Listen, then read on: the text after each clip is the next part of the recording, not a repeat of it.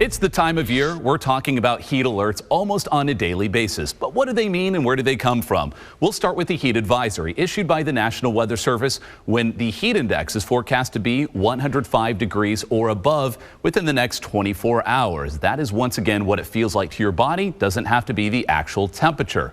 Now we turn to the heat watch. This is issued ahead of dangerous heat by about 48 hours or so.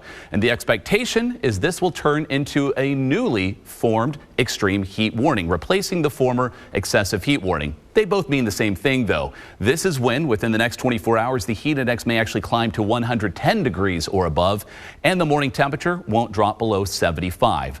This is a higher tier of alert, and both should be when you take heat precautions, but this is when you really should be heading indoors for the hottest part of the day if you can, and avoiding a lot of exertion because we can all succumb to heat illness. Now, we do have a heat advisory in effect right now and also an IMSA heat alert in effect. This is when IMSA receives at least 5 heat-related calls within 24 hours. That's not a forecast, though. This is issued by IMSA once again when they're seeing people succumbing to heat illness in the community, and it's to alert the public this is really happening.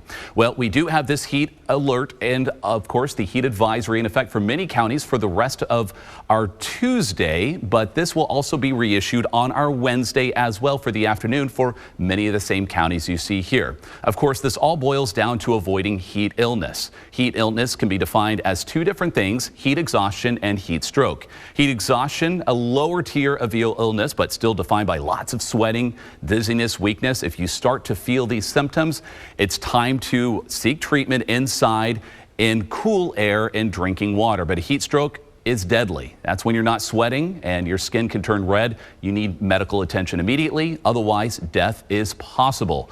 We'll have a full list of all the symptoms for both heat exhaustion and heat stroke on the web version of the story on fox23.com.